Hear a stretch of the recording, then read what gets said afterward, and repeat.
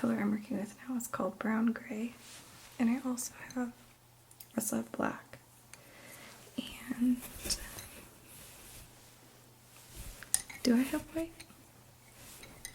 All I have is in this color, or this type, Pitt Pastel, which they're pretty much the same thing. I think the Pitt Pastel has more binder, so it's more,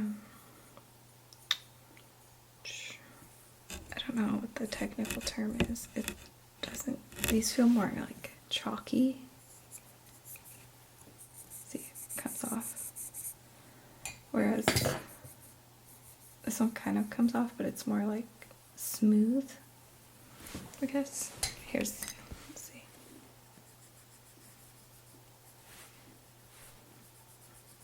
It's more waxy, but not really. That doesn't make any sense.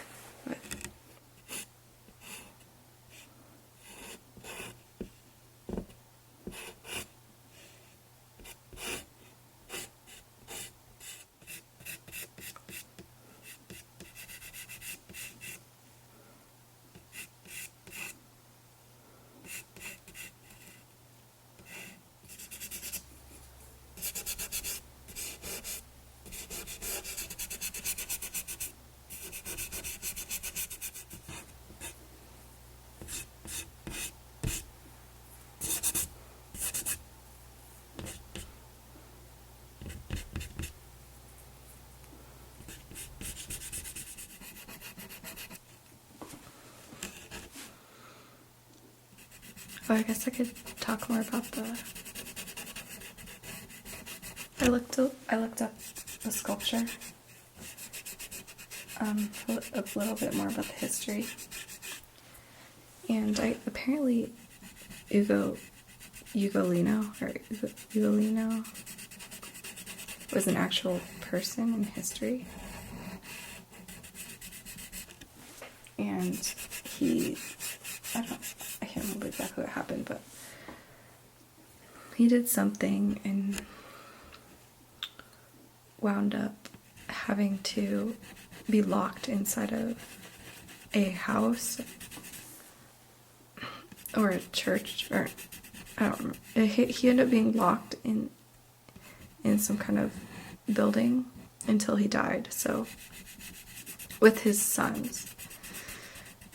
And this story, it became, I think, really became famous because it was included in the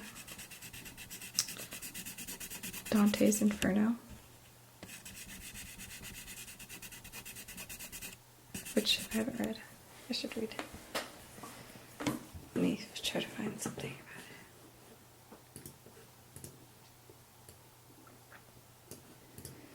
it. Okay, it says, this is from the Met website, which I'll put a link down below, but it says, Ugolino, the character that galvanized people's fantasies and fears during the second half of the 19th century, appears in Canto 33 of the Inferno. The intensely romantic sculpture derives from the passage in which Dante describes the imprisonment in 1288 and subsequent death by starvation of the Pisan Count Ugolino della Girardesca and his offspring. Carpeaux depicts the moment when Ugolino, condemned to die of starvation, yields to the temptation to devour his children and grandchildren who cry out to him. And then this is from the Divine Comedy. But when our somber cell was thrown, a slender ray, and each face was lit, I saw in each the aspect of my own. For very grief both of my hands I bit, and suddenly from the floor arising they, thinking my hunger was the cause of it, exclaimed, Father, eat thou of us, and stay. our suffering, thou didst our being dress. Oh, okay, sorry. Exclaimed, Father, eat thou of us and stay our suffering. Thou didst our being dress in this sad flesh, now strip it all away. So, yeah, that's pretty, it's pretty messed up.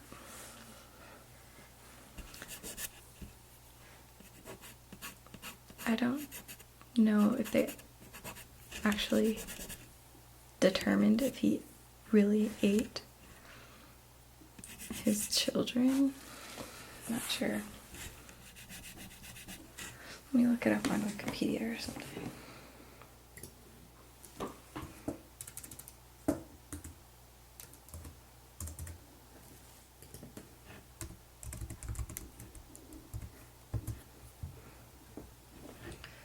Ugolino.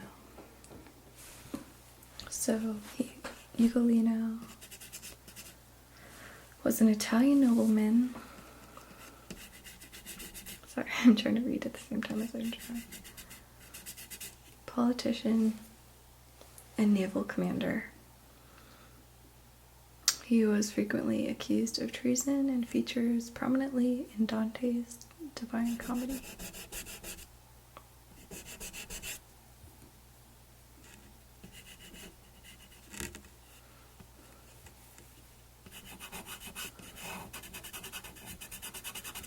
Let's see more.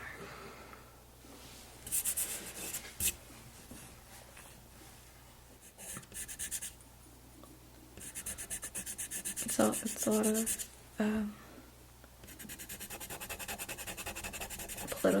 political intrigue that led up to him being accused of treason and subsequently imprisoned. But I guess he was put into this tower called the Muda, Torre della Muda, and they threw away the keys and left them there to starve. Him, Ugolino, his son, and his grandsons. So, his sons Gatto, Ugolino, and his grandson Nino. And I don't know how old they were. Analysis of the rib bones of the Ugolino skeleton reveals traces of magnesium, but no zinc, implying he had consumed no meat in the months before his death. Ugolino also had few remaining teeth and is believed to have been in his 70s when he was in prison, making it further unlikely that he could have outlived and eaten his descendants in captivity. Additionally, Malagny notes that the putative Ugolino skull was damaged. Perhaps he did not ultimately die of starvation, although malnourishment is evident. Huh. But I guess it says in 2008, another person disputed those findings, claiming that the documents assigning the burial to Ugolino and its descendants were fascist era forgeries. Huh. So, I don't know. So maybe those weren't actually the bones of Ugolino, maybe. Because documents assigning the burial to Ugolino and the descendants. There has to be. Hold on 1 second. Okay, so it's not really clear in here. It says after they were condemned to die, locked in the tower, they were later buried in a cloister of St. Francis Church. They remained there until 1902, when they were exhumed and transferred to the Girodesca family chapel. And it doesn't really say when their bodies were removed and buried for the first time, if they were examined, or because I don't know, there has to be maybe the bodies that they found when they opened the tower showed signs of cannibalism, because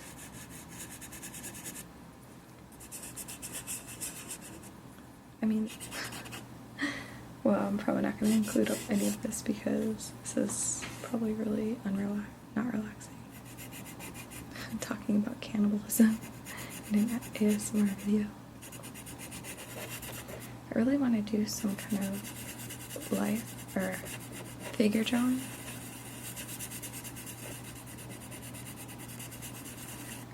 But I don't know the policy on YouTube about like drawing nudity. I guess I could draw a figure with clothes, but you don't really learn as much when they have clothes because you can't see the figure. But I could do that. Maybe I don't know.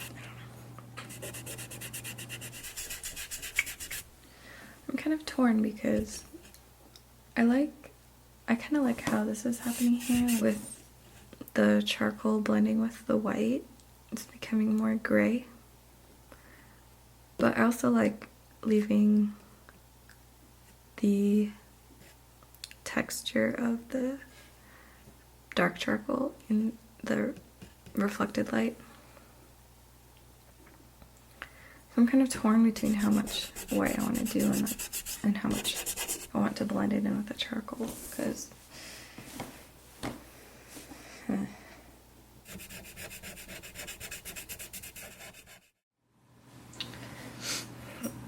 I worked on it quite a bit off camera, and I sort of think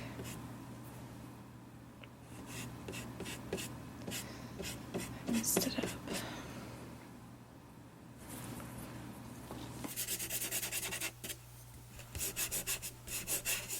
I think for my next drawing, I want to do like a master copy.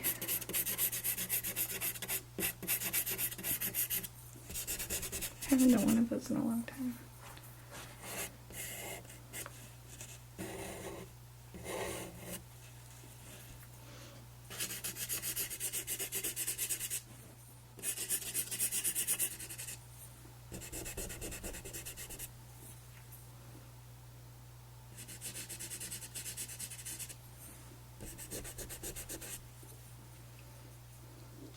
So there's like a little vein coming across here.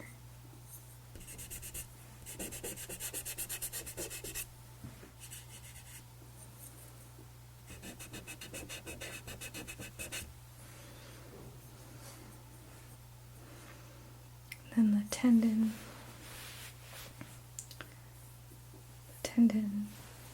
is coming across.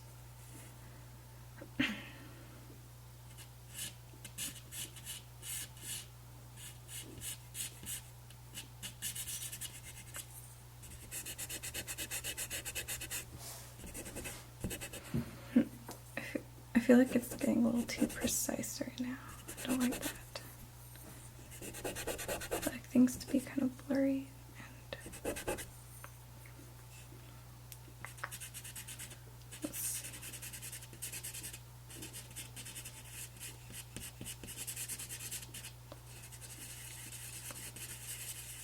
So you kind of have to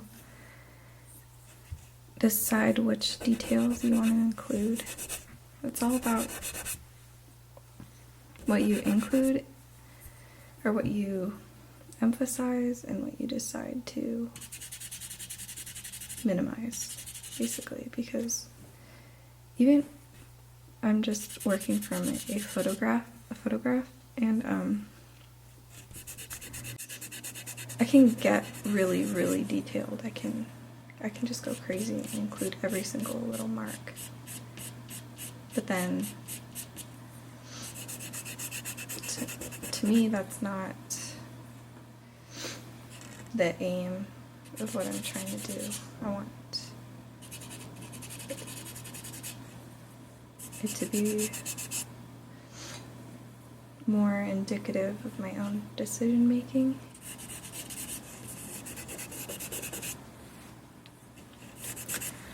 One thing that kind of helps is if you're looking at something is to kind of unfocus your eyes, so that way you are seeing the shadow shapes instead of details. You're kind of simplifying the image into more manageable shapes and forms. So I do that quite often. And I also kind of blur or unfocus my eyes when I'm drawing, as well as when I'm looking up at the image, because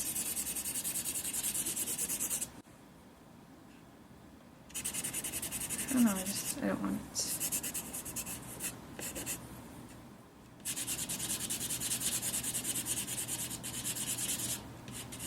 to get too attached to the marks that I've already made.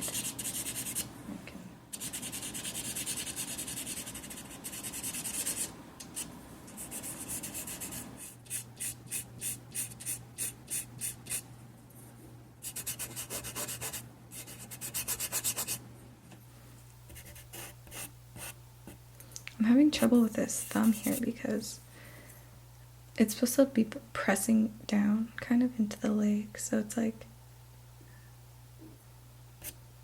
I'm having trouble showing that.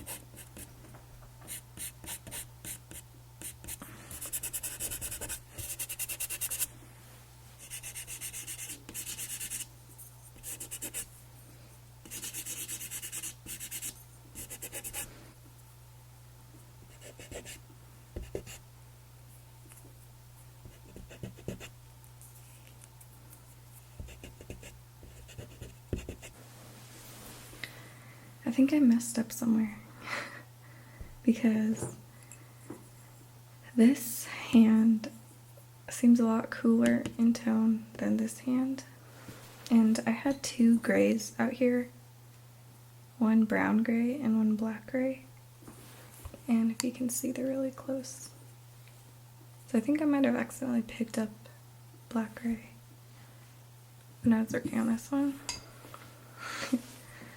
So I'm gonna try to fix it.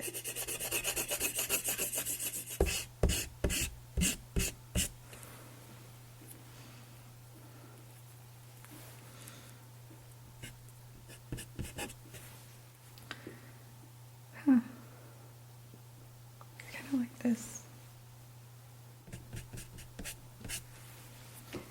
I have to do a lot of small stuff for Christmas for family and friends because I can't really get Christmas presents this year, but I hate when I can't get any, or I can't give presents, so I'm thinking of doing some little like drawings or cards like I made for my friend's birthday.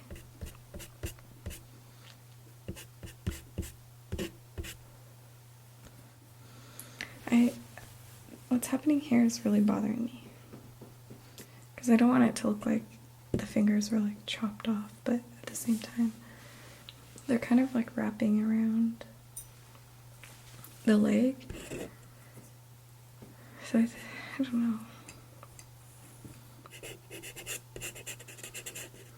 See, I feel really dumb trying to give advice because I honestly don't know what I'm doing most of the time. Or at least I don't know how to explain what I'm doing.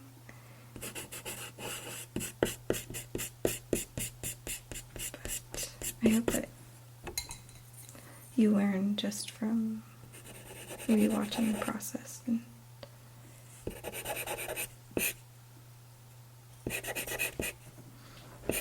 or learn from the mistakes that I'm making.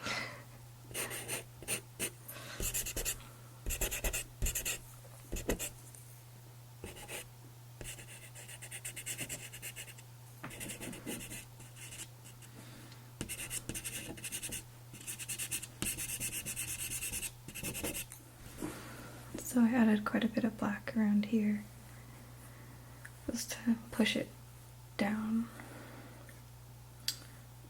the fingers, I guess. Now I think I'm gonna start going back to the white. It's gonna be hard to blend with my fingers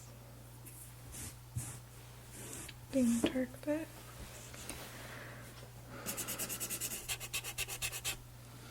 so with painting, you always, oil painting at least, you always work dark to light.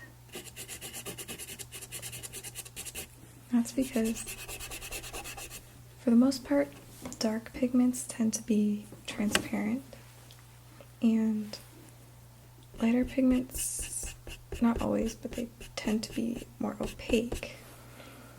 So whenever you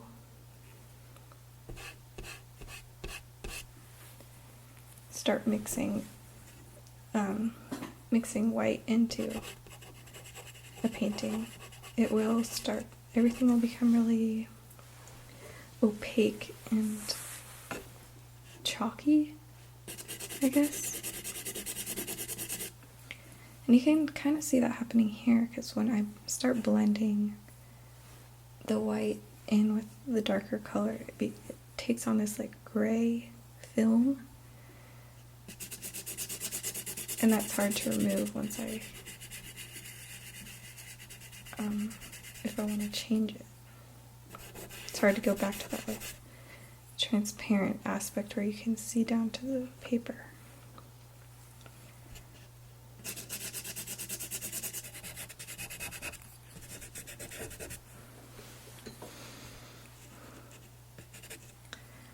See how I'm defining the fingernails with the white instead of going back in with gray?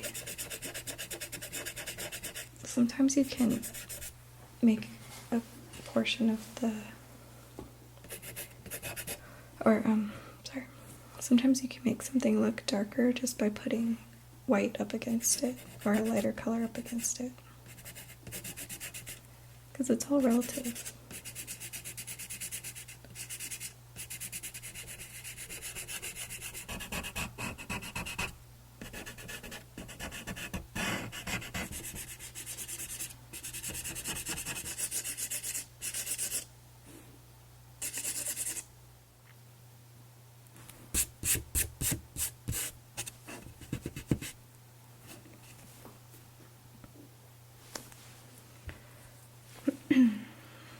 Okay, alright, yeah, I'm done.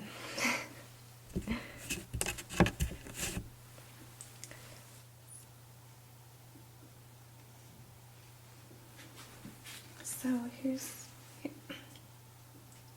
the final drawing.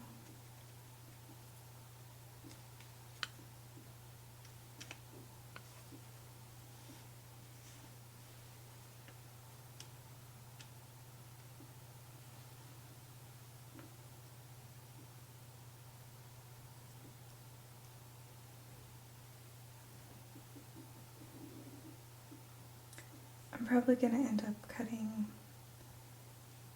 the end off, or the left side. So probably right about here I'll cut. And here's some details up close.